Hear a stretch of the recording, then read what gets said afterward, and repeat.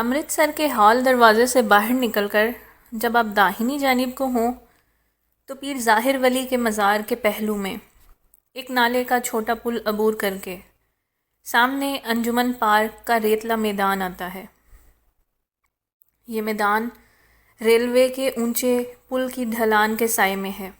ان ڈھلانوں پر سڑک کے ساتھ ساتھ لوہے کا جنگلہ لگا ہوا ہے جس پر یوکلپٹس کے گھنے درختوں کا سایہ پھیلا ہوا ہے۔ کونے میں ایک چھوٹی سی مسجد ہوا کرتی تھی، پاس ہی ایک کنواں اور ایک اکھاڑا بھی تھا۔ انجمن پارک امرتسر کی سیاسی اور سماجی زندگی کی اما جگہ تھی۔ یہاں اگر ایم اے او کالج اور ڈی اے او کالج کے مارکۃ الآراء کرکٹ میچ ہوا کرتے تھے تو مجلس احرار مسلم لیگ اور نیلی پوشوں کے ہنگامہ پرور جلسے بھی تو ہوتے تھے۔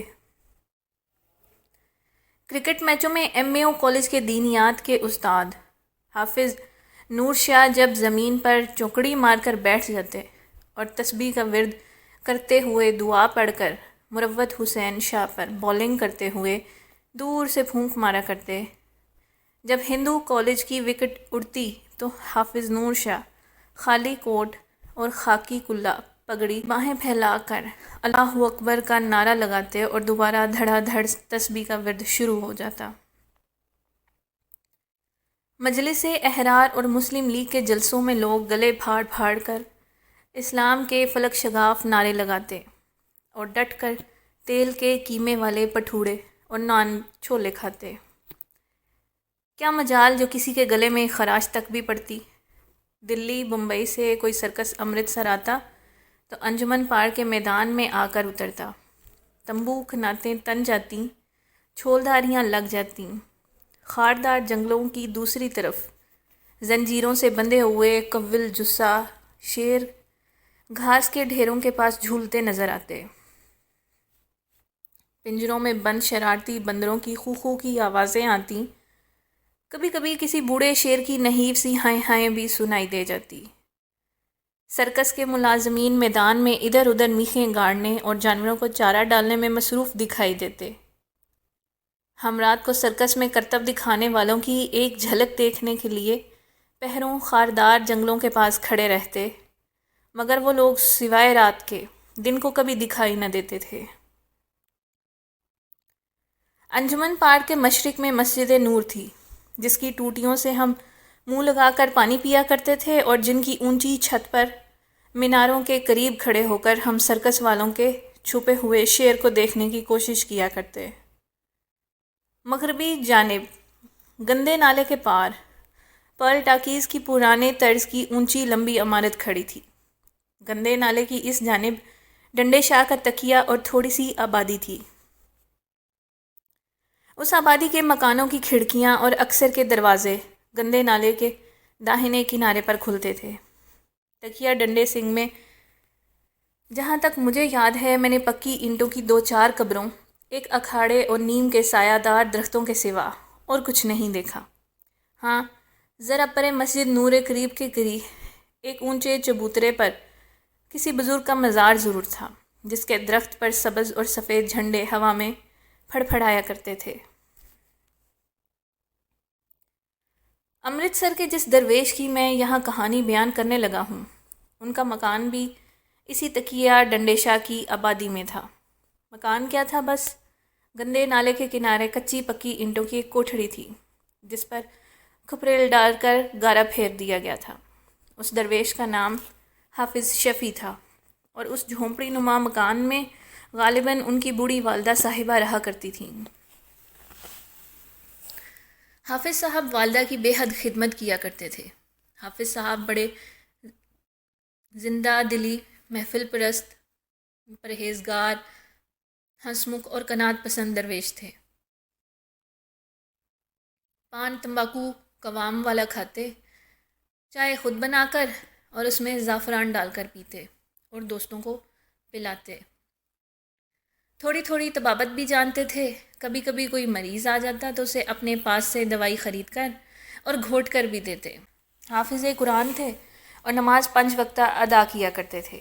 دبلا پتلا پھریرا جسم، ستواں ناک، باریک ہونٹوں کے پیچھے بھنی ہوئی مونگ پھلی کے دانے، ایسے ہموار دانت، فرینچ کٹ، مختصر سی داڑھی اور باریک مونچھیں، نرم چمکیلے سیاہ بالوں کے پٹے گھر میں دھلی ہوئی بغیر استری کی قمیض اور شلوار، ہرن ایسی بڑی بڑی آنکھوں میں سرمے کی لکیر اور ہونٹوں پر ہر دم کھیلتی زندہ دلی کی مسکراہٹ۔ یہ تھے ہمارے درویش دوست حافظ شفیع۔ انہوں نے مسجد شیخ خیر الدین مرحوم میں ڈیرا لگا رکھا تھا۔ یہ حال بازار میں میوہ منڈی کے دروازے کے عین سامنے تھی۔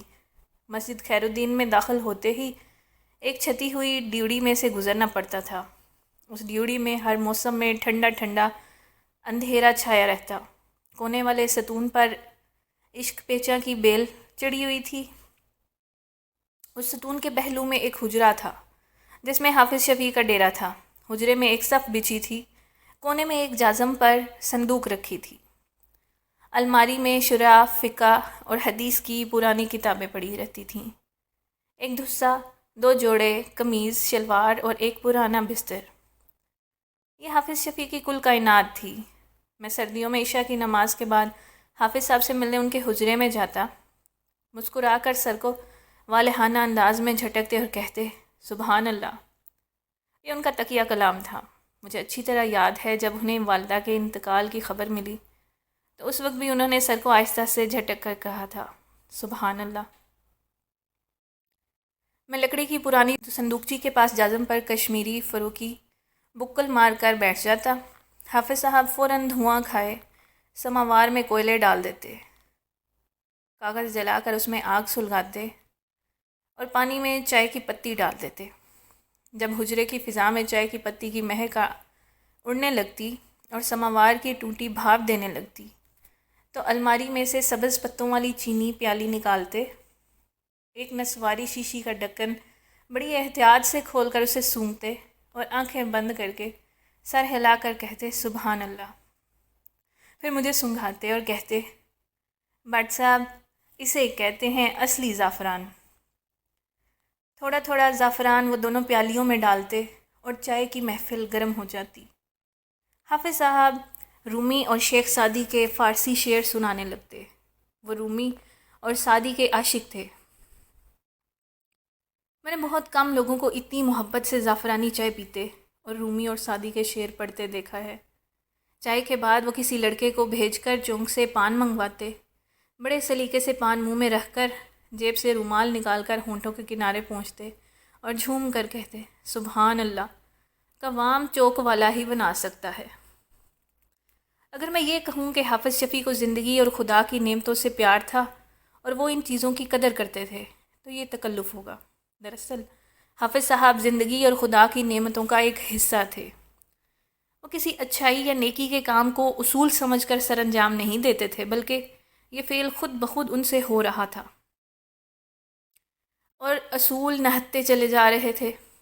اصل میں زمانہ ہی اچھے افعال کا تھا، اصولوں کی تبلیغ کا نہیں تھا۔ حافظ صاحب معمولی سے معمولی کام کو بھی اسی طرح کرتے تھے جیسے وہ کسی بہت بڑی ایجاد کی بنیاد رکھ رہے ہوں۔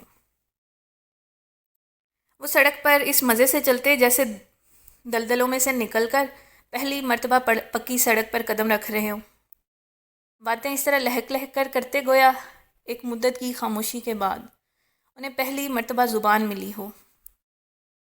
چائے یوں شوق سے پیتے جیسے وہ ان کی آخری پیالی ہو۔ ان کی عمر زیادہ نہیں تھی، بس یہی 30-32 برس کے ہوں گے۔ ان کے بال بھی سفید نہیں تھے، پتلے دبلے جسم میں ہرن جیسی چستی تھی، سالے خون میں محنت اور حلال کی کمائی گردش کر رہی تھی۔ مسجد میں آئی ہوئی روٹی کو کبھی ہاتھ نہیں لگاتے تھے۔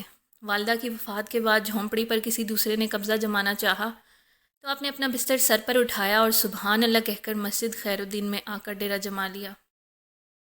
ان کی شرح، حدیث شریف اور فقہ کی کتابوں کے اسرار و رموز میری ناپختہ سمجھ سے باہر تھے۔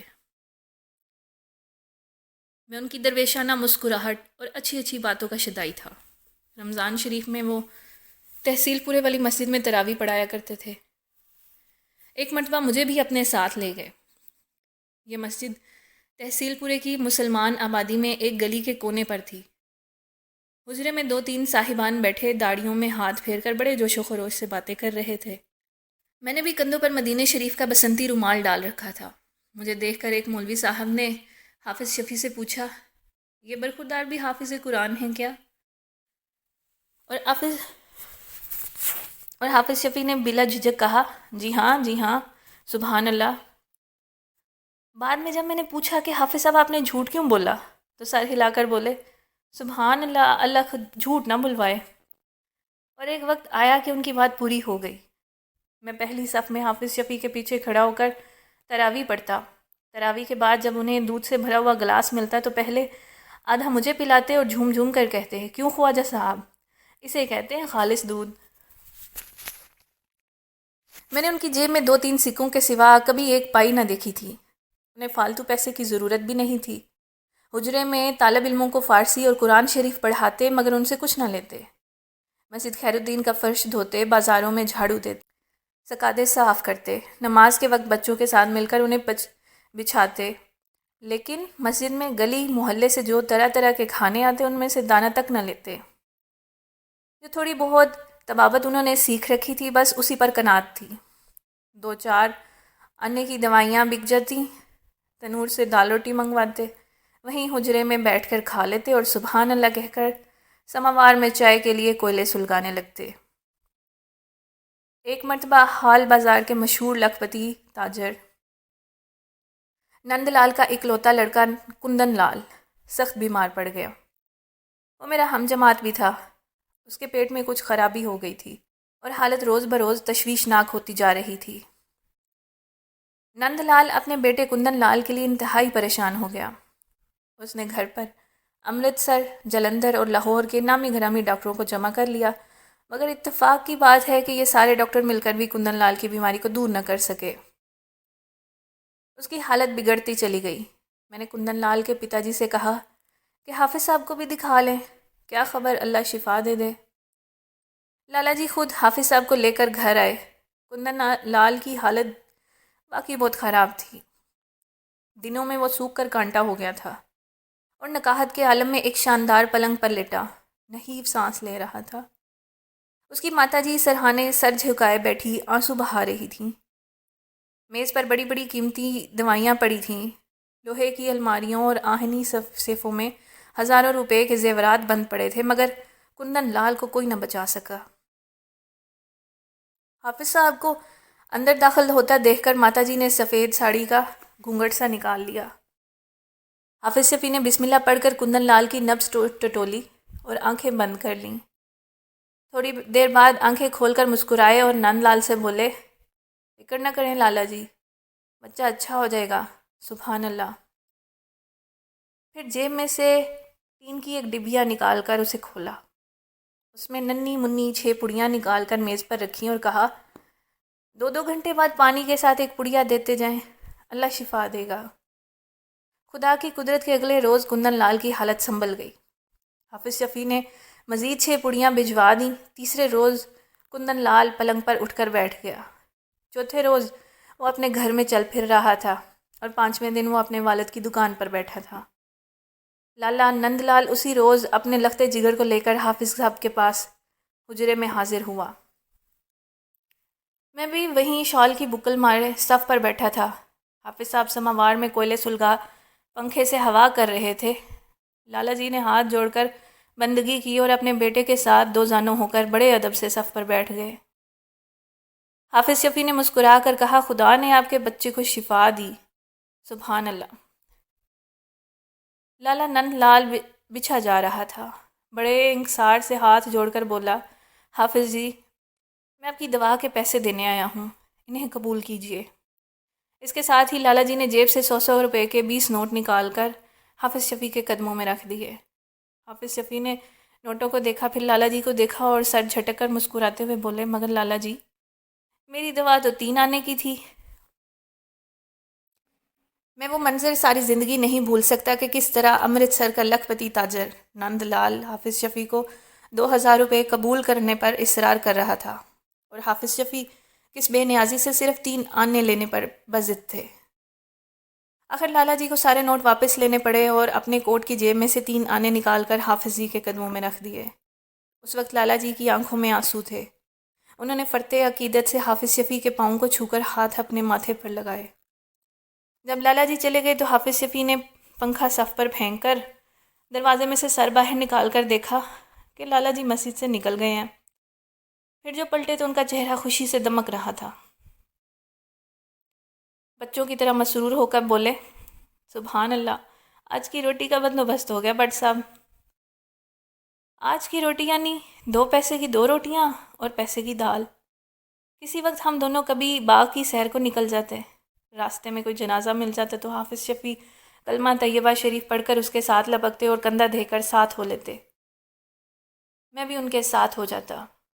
محلے میں کسی لڑکی کی شادی ہوتی تو حافظ شفیع بن بلائے ہی وہاں پہنچ جاتے۔ دریاں بچھا رہے ہیں، کناتیں لگا رہے ہیں، دسترخوان جھاڑ رہے ہیں، مٹکوں میں پانی ڈلوا رہے ہیں، براتیوں کو پانی پلا رہے ہیں، تھال بھر بھر کر پلاؤ اندر لے جا رہے ہیں، اور جب بارات چلی جاتی تو عمر تنور والے کی دکان پر آ کر وہی 2 روٹیاں اور دال لیتے اور سبحان اللہ کہہ کر کھانا شروع کر دیتے۔ صبح صادق کو اٹھ کر مسجد میں اذان دیتے، مسجد کے صحن میں جھاڑو دیتے اور ممبر کو اپنے بسنتی رومال سے جھاڑتے۔ رمضان شریف میں سحری کے وقت محلے میں ہر گھر پر جا کر دروازہ کھٹکھٹاتے اور صاحب خانہ کا نام لے کر اسے جگاتے۔ افطاری کے وقت مسجد میں انواع و اقسام کے پھلوں اور کھانوں کے ڈھیر لگ جاتے، مگر حافظ شفیع کو میں نے ہمیشہ نمک اور کھجور سے ہی روزہ افطار کرتے دیکھا۔ افطاری کے بعد میرے ساتھ نماز ادا کرتے، تنور پر جا کر دال روٹی کھاتے اور پھر مجھے ساتھ لے کر تراویح بڑھانے تحصیل پورے والے مسجد کی طرف روانہ ہو جاتے۔ سارا راستہ ہنس ہنس کر باتیں کرتے جاتے، رومی اور سعدی کے شعر سناتے، زعفرانی چائے کے فوائد پر لہک لہک کر باتیں کرتے۔ سبحان اللہ، کیا لوگ تھے۔ حافظ شفیع سے امرتسر میں میری آخری ملاقات 23 اگست 1947 کو شریف پورے کے باہر ریلوے لائن پر ہوئی۔ امرتسر کے در و دیوار فسادات کی آگ میں جل رہے تھے۔ شہر پر فوج نے قبضہ کر رکھا تھا اور امرتسر کے مسلمان مہاجرین سے بری ہوئی ریل گاڑیاں شریف پورے سے پاکستان کی طرف جا رہی تھیں۔ ہر شخص پریشان اور بے حال تھا، چہروں کے رنگ اڑے ہوئے تھے، آنکھیں ویران ہو رہی تھیں۔ کسی کا بیٹا شہید ہو گیا تھا تو کسی کا باپ، کسی کے بھائی کی لاش بے گرو کفن شہر کی کسی سڑک پر پڑی رہ گئی تو کسی کی بہن محلے کے کنویں میں چھلانگ لگا کر عزت کی موت مر گئی۔ امرتسر جل رہا تھا، ہر طرف آگ اور خون کا کھیل جاری تھا۔ شریف پورے والی ریلوے لائن کے آس پاس مہاجرین کا سیلاب امڑ آیا تھا۔ بلوچ رجمنٹ کے جوان مشین گنیں سنبھالے جلندھر اور بٹالے کی طرف پوزیشنیں لیے بیٹھے تھے۔ شریف پورے کے آس پاس کی آبادی کو مہاجرین کیمپ قرار دیا جا چکا تھا۔ شہر میں رہے سہے مسلمانوں کے پریشان حال قافلے یہاں جمع ہو رہے تھے۔ رات رات بھر شہر کی طرف سے غیر مسلم فوجی اس کیمپ پر فائر کھول دیتے۔ سارے کیمپ پر ایک وحشت کی فضا طاری تھی۔ ہمارے خاندان کے تقریباً سبھی افراد پہلی گاڑی میں لاہور روانہ ہو چکے تھے۔ اب مجھے یاد نہیں کہ میں کس لیے اکیلا شریف پورے میں رہ گیا تھا۔ بہرحال میں ریلوے لائن کے پاس دوسرے ہزاروں مہاجرین کے ساتھ پتھروں پر بیٹھا پاکستان جانے والی گاڑی کا انتظار کر رہا تھا۔ اتنے میں امرتسر ریلوے اسٹیشن کی جانب سے چھک چھک کرتی خالی گاڑی آئی اور ہمارے پاس آ کر رک گئی۔ بس اس کے بعد کچھ خبر نہیں کہ کیا ہوا۔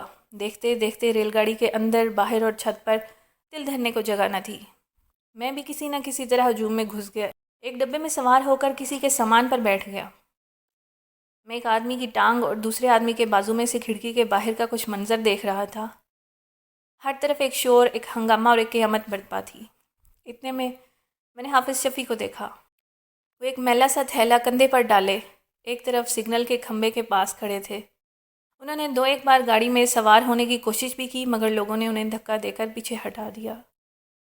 وہ ایک بار پھر چپ چاپ سے کھمبے کے ساتھ لگ کر کھڑے ہو گئے۔ وہ مجھ سے کافی فاصلے پر تھے اور میں انہیں آواز نہ دے سکتا تھا۔ گاڑی چل پڑی۔ بچے کچے لوگ بھاگ بھاگ کر سوار ہونے لگے۔ میں نے دور سے حافظ شفیع کو دیکھا۔ انہوں نے بھی لپک کر ایک ڈبے میں سوار ہونے کی کوشش کی لیکن ایک آدمی نے جو پائیدان پر لٹکا ہوا تھا حافظ جی کا ہاتھ پرے جھٹک دیا۔ گاڑی اب شریف پورے سے آگے نکل آئی تھی۔ شریف پورہ کیمپ سے پاکستان آنے والی یہ آخری گاڑی تھی، اس کے بعد جو گاڑی بھی آئی اسے کاٹ دیا گیا۔